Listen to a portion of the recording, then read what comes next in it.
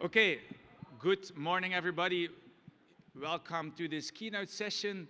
We have two excellent speakers this morning, and I'm happy to introduce you Scott Rigby, who is the CEO and founding father of Immersive and Motivation Works. I think he has been doing great work, Scott, in terms of the translation of SDT into the real world. I think he has been taking a pioneering role in that respect. And it's always fun to listen to Scott, because apart from his talk itself, he has a kind of humoristic style, I think, in delivering the message. So the floor is yours. Thanks, Mike.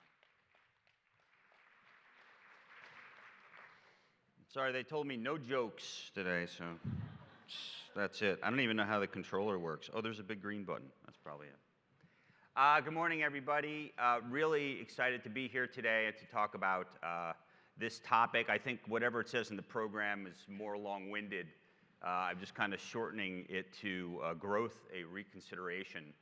And before I get into it, I just want to give you some context, about me and our work, because a lot of what I'm going to talk about today really comes out of that context.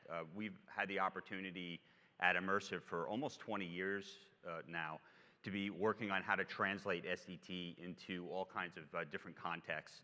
Our mission is that we work to benefit human well-being and growth. I was in the intrinsic-extrinsic values talk just before this and breathed a sigh of relief that we seem to be on the right page in terms of how we're orienting ourselves. And we work in a lot of different markets. We work in interactive entertainment. A lot of people know us as the video game research guys for a lot of years, but we have over a number of years been expanding that work into different areas with a particular focus on healthcare of late, and also developing tools like the Motivation Works platform to kind of put things to work in a way that's more scalable and bringing SDT to bear. But as I go through, the reason I bring a lot of this history up is as I go through this topic today, a lot of it is really born out of a desire to get into the weeds and really understand what these concepts in SDT are and how they express themselves in the wild, and how practitioners and lay people in different areas can put them to use. And today, I'm going to focus on the concept of growth. Now, growth really needs no introduction within self-determination theory. I want to split apart two ways in which growth is conceptualized. First is that growth is essentially just a fundamental process. I'm sorry for the formatting here. I think this happened when we transferred slides in, but it's a fundamental process. So, SDT talks about growth as, just a characteristic of all organismic life, right? We grow physically, we go through development. It's this automatic process. It's definitional of life. As a matter of fact, when you look at the different criteria for a basic psychological need, one of those criteria is very much related to whether or not it's something that's allowing somebody to grow or to thrive. It's definitional. And so Ed and Rich in the big book talked about it. Intrinsic motivation, largely in terms of the developing organism, is liberally endowed with a propensity to exceed itself and expand structures. And I'm going to come back to this idea of expansion and exceeding ourselves, like going out, moving forward, right? Taking on challenges.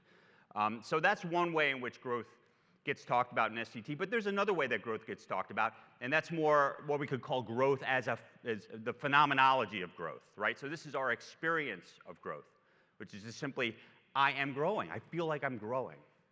I'm growing in my skills. I'm growing as a person.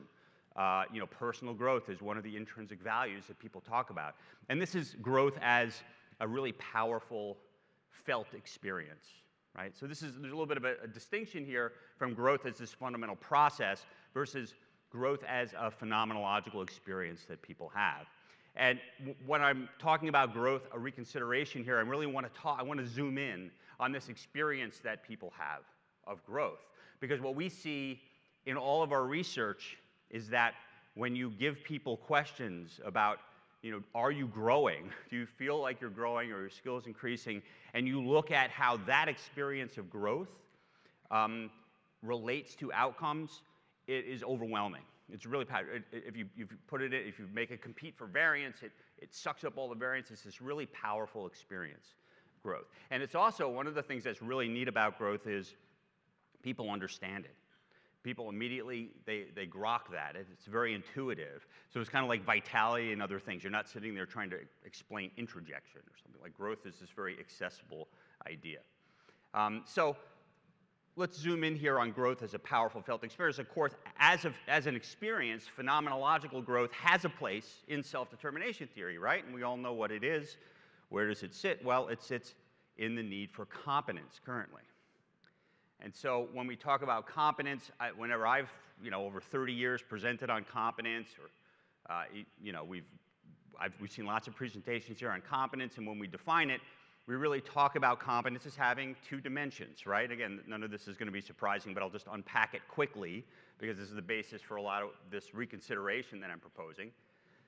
We have competence, we have efficacy is really the heart of competence, right? Effectiveness, motivation, that's been around since pre-SDT, White, et cetera. We have effectiveness. We want to feel like we're successful at the things we're undertaking. And so that's one dimension of competence. But now comes the second dimension of competence. We say, yes, we want to feel effective, but we also want to grow. We want to expand our ability. We don't want to just be doing the same thing over and over again. We want to be expanding and growing in what we're doing. So we take growth and we put it under this basic need for competence. And we have this kind of two subcomponents of competence, basically, effectiveness and expansion or growth. But let's look at that for a minute, because there's something interesting that goes on between these two things, right? So just as an example here, let's say I'm teaching myself to throw darts. I don't know why I would do that, but there's a lot of clip art on darts, so let's use that as the example. And so I want to get this, I want to really nail this, and so I'm going to maximize my effectiveness. So I put that dartboard just like 3 feet in front of me, right? It's right there. I just practice, and I get really good. I'm able to do what's right here in the picture, and I nail it every time, right? And I do that for 5 minutes, and I do that for 10 minutes. I do that for an hour, and again, I can close my eyes and do it. My effectiveness in that situation is really high, right? So of course, within self-determination theory, it's like, okay, well, I'm maximizing effectiveness. I'm maximizing that satisfaction of competence and effectiveness motivation. So now, what happens though? What do we all kind of know naturally happens? Like, okay, well, I've kind of done that, been there, done that. So now we kind of move that target back. Well, there's a couple interesting things here. It's like when I move that target back, what's going to happen to my effectiveness? It's going to go down. So I make a choice, and we see people do this all the time, where they make a choice to, and this is where we get into the growth side of the equation, right? I'm going to expand my ability, right? I'm going to push this thing back. But the problem is that I'm also making a decision to essentially decrease my own competence satisfaction from the efficacy side of that equation. And so within competence, we have efficacy and we have growth and expansion, but the reality is that expansion challenges efficacy. And that's kind of interesting that we live with that sort of tension between those two things within the basic need for competence. And there's lots of ways that we kind of talk about it, in terms of, well, we're seeking optimal challenge, et cetera, et cetera. But let's put that aside for a moment, and let's just really pretend we don't have all of that existing language. And we have a conversation about this scenario. So, well, why did you move the target back? I thought competence was about being effective. It's like, well, when you start to answer that question, pretty quickly you get to things like, well, I was getting bored, right? I needed this to stay interesting. And so, you're doing something in order for you to maintain your interest and to be volitionally engaged. And now, what language am I using when I talk about that? Well, I'm not really using the language of competence anymore. I'm using the language of autonomy, right? And so in this moving back, in this sense of growth and what I'm doing things in order to stay engaged, to stay interested. I've already pattern fit this one thing. I'm doing something else. And this is what I'm putting forth here today, is that when we think about growth, I'm not so sure that that the phenomenology of growth as an experience, that should sit just in the realm of competence. I think that autonomy needs to have a voice in that. And that autonomy is actually a partner in this phenomenological growth.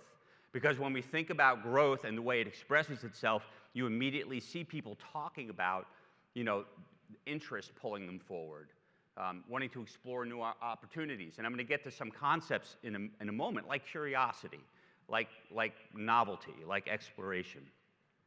But volitional engagement, all these things are part of this idea of expanding and growing. And so I want to look at some data here. And this is all data that's coming in. This hasn't been published. This is all kind of our internal data. And I'm not suggesting that this isn't a big reveal where I feel like I've got the empirical smoking gun that proves everything. But we do have some data that kind of supports or directionally goes in this direction. So when we look at video games, we do ask questions about how much people feel that they're growing. And a lot of these conversations came out of the great work that our games group has been doing for a long time at really parsing self-determination theory and the constructs. One of the things we look at as an outcome in gaming is something we call longevity, which is simply, I think I'm going to be doing this for a long time. It's the sense of real deep, sustained engagement. And it's just one of the great positive outcomes that we have. And what we see is that if you look at competence fulfillment and autonomy fulfillment, you see mediational paths of growth through both of those things, as well as some independent contributions. And this is looking at a combination across all kinds of games. This is a data set that we've got about 5,000-ish players in this sample. But it's not just in games. We also are doing work in HR and looking at people's experience in work environments. So this is a completely different context. And we see a very similar pattern. When you look at the experience people have of, I really feel like I'm growing in this job or I'm growing in my abilities, you see these mediational pathways through both competence fulfillment and autonomy fulfillment. And also, you see kind of some independent contribution here from just this experience of growth. And so, of course, this is where I always like it at SDT conferences. I don't think I've seen it yet, so I'll be the first person to do it. It's like, okay, I think we've got a new need, right? Perfect. Growth is a need. Everybody start writing this down, and we'll have a new need. But of course, you can't do that because Rich. I don't think he's here, but he would find out about this, and he would come after me and say no. No, I don't think there's any reason to believe that growth is I'm not postulating as a candidate need, because this is what I love about this is I don't think it's necessary. I think we can think about growth as kind of this interplay between competence and autonomy. And so the reconceptualization here is that the phenomenology of growth, the felt experience of growth, is sort of a competence autonomy model. And we obviously, we're right at the front edge of this. We need to do research like, is this idea even right? And if so, how might it work? But here's just some ideas that we're interested in looking at. And one of the reasons that I'm excited to be talking about this at this conference is, I'm hoping if others here are interested in this, there might be some opportunities for collaboration around these ideas. But you've got competence on the one side. This is tackling challenges. This is like more purely defining this as that sense of effectiveness, right? You're increasing your skill. And then on this side, you've got autonomy, and that's about, pursuing interests or things that are meaningful to you. It's about your own intrinsic interests, right? The individual differences we have just in the things that intrinsically interest us to pursue, volitional engagement, et cetera. So we can start anywhere here in this cycle I'm about to propose, but, as you tackle challenges and you feel effective, you're successful. That becomes a platform that unlocks new opportunities, right? So I'm succeeding at a thing that I'm doing. Think about my dartboard example. I kind of succeed at this distance. Now I have new opportunities. I'm getting good at darts at 3 feet. What else can I do, right? And that need for autonomy is the thing that pulls us forward into that gap. We want to expand those abilities. We want to move forward. And then as we move forward, then we discover new things that interest us. It's like, I like that. I'm going to tackle that. You know what's really cool? I discovered axe throwing. I'm doing that next, right? And I'm going to tackle that thing, and it cycles back into that competence and feeling effective. And if you think about this, these things together really explain growth really well if we can kind of pull autonomy forward into that model. And then what that leads to is, if we think about autonomy and competence in a combined model of growth, that leads to some other interesting explorations, both of existing concepts in self-determination theory, as well as some things that I think have been on the fringes a little bit that we haven't quite integrated. There's an opportunity to integrate those more. And so one thing I'll just bring up as a well-established construct, both in self-determination theory and in Csikszentmihalyi and flow theory, is this idea of optimal challenge. And I'll just tell a quick story here. How am I doing on time, Heather? Good, okay. I'll just tell a quick story here. When I was probably 13 years old, I had done a little bit in music. I had done some singing, so I could kind of read music, but I heard ragtime music for the first time. I heard Scott Joplin music. And I was riveted. I mean, talk about like an intrinsic attraction to something. It was just incredibly compelling to me, the syncopations, all the things going on in that music, and the complexity of it at the same time. The left hand moves in steady beat, while the right hand is the thing that's kind of jumping around asynchronously. It's really interesting music. Sorry to nerd out about that, but it's important to the story. So I hear this, and I'm like, I want to learn how to play ragtime music. And in particular, I heard this rag called Maple Leaf Rag, which is one of the more famous rags by Scott Joplin. Now, this is some of the sheet music to Maple Leaf Rag. This isn't even the hardest section of the song. And I really didn't. I was kind of in the, phase where I could plunk around on a piano with a couple fingers. I did have, like I said, I could read music a little bit. But I really wanted to learn this. And so I sat at that piano, and I taught myself how to play Maple Leaf Rag, much to the chagrin of my family, I'm sure, over weeks, might even have been months. But I sat there and I painstakingly kind of, tackled this piece. Now, when we think about the idea of optimal challenge, we often think about things in terms of ability, current ability, and then whatever the new ability is, right? And what that gap is. But if we start to think about this idea of challenge as a mechanism of growth, if we keep autonomy in there, autonomy plays a big role, because my interest or someone's interest in whatever the thing is that they need to challenge, that's a big part of how they make the assessment of what's optimal. This idea of optimal challenge is relative after all, right? In most cases when we're talking about that, it's like, what's our perception of that optimal challenge?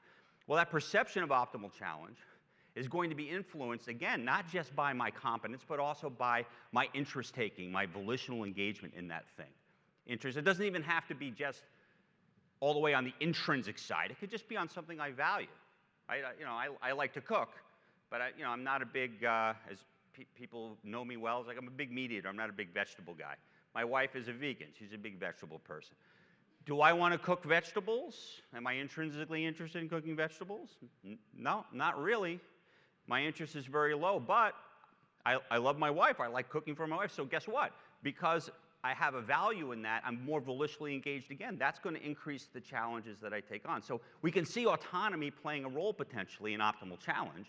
And there's a chance here to think about, well, what does that look like? What does that look like in measurement? What does that look like in program development? How do we look at how the level of volitional engagement might change the formulas that we put forth for optimal challenge? Let me talk briefly about a couple other things. Novelty, curiosity, exploration. I'm putting all these together not because they're the same thing, but they are sort of related. And there's a really great literature on curiosity that goes way back, 60 years at least. And a lot of that, and I just have some of the kind of people that have worked on that, Hebb, Hunt, Festinger, talked a lot about kind of the conflict between stimuli and how there was a desire to kind of move forward and resolve those. White, DC, Sylvia more recently recontextualized, obviously, these things in terms of intrinsic motivation. Todd Kashdan's work on curiosity, one of the quotes is, "The ultimate goal of our curiosity system is to add to existing knowledge, skills, and competencies." And Kashdan and all the previous stuff, again, all these things seem to be cast in the realm of competence. And I think that this is, again, another opportunity to, if we start to include this autonomy in the mix, it's going to give us a lot more ability to both explain and integrate curiosity, exploration, and even the value that novelty has. People are really drawn to novel stimuli. People like novelty. Again, we see that in lots of our research. but competence itself doesn't explain it. Competence itself doesn't explain it. And we also have instances of things like, well, if there's a gap that needs to be closed, that doesn't always create interest, right? My vegetable cooking ability and my interest in growing in that ability, right? Just in the competence domain, that gap doesn't create interest. Also, there's a lot of things where we engage in exploration and activities where there's not really a gap. We're not really doing it because we're trying to get better at a thing or develop a skill. We want to go out and we want to explore.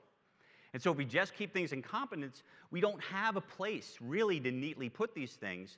And so they stay on the periphery, or we propose them, as Gonzalez-Kutra did in a paper, of maybe novelty is a new need. And again, I'm open to new needs, and there needs to be more research done.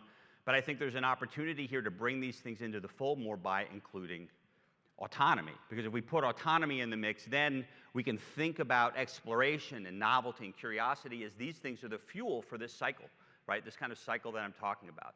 They become the grist for growth. Because we're pulled forward, why are we exploring? Why are we going out? Well, we're doing that so that we can find the things of interest in which we want to engage and engage in that cycle of then growing and becoming efficacious there, which then sets us up to go out again. And we're kind of in that nice dance, right, between competence and autonomy. I think the last thing I just want to close with is, as I was thinking through all this, I realized, there's this archetypal model out there. It goes back to Rank and Jung, and was carried forward more recently with Joseph Campbell. But this idea of the hero's journey, and the hero's journey, you can see this plot in movies and books, everywhere. And sort of the hero starts in the known world, and then something pulls the hero into the unknown. So there's the exploration, there's kind of moving forward, there's this volitional engagement that needs to occur. Sometimes there's conflict at the beginning, and they get moved into conflict, and then they solve the conflict, and there's this transformation or growth that goes on. And this is this archetypal cycle, and I realized it really maps on to this kind of thing. There's this pulling forward, there's this moving forward into the unknown, there's this discovery, there's the I need to find the grist for the transformation that comes from autonomy, and then there's the tackling and the effectance that then kind of closes that loop, and there's that sense of transformation and ultimately growth that goes on. And so I think I'm almost probably at time, but if not, I want to leave some time for questions. But I think that, let me just close by making a couple of points about the value of competence autonomy and this sort of model for growth. First, I think there's some cool things, as I've mentioned already, that can be done with this model around the basic science in SDT. So I think there's the opportunity to test the things that, and I talked about this already, there's the opportunity to test this idea of including autonomy in this phenomenological model of growth. I think it can help us, as with optimal challenge, it can help us to maybe define the components of some of these core experiences that people have and determine how to best gauge them. I'll give one more example. One of the things that happened to us when we were doing research, this is a long time ago now in video games, is that we were trying to look at kind of the objective level of optimal challenge of like how many times does somebody have to die when they face a certain challenge in the game for them to really disengage and be unhappy with it. There are things, I'm sure there are some game players here where you have to like have a boss fight. You come in front of a big, scary guy and you got to like kill him. And what was really interesting is that we found that right around 4 deaths, this is where people started to churn out. And developers have actually gotten really good at putting in systems that are tracking how well you're doing and then behind the scenes changing how hard it is.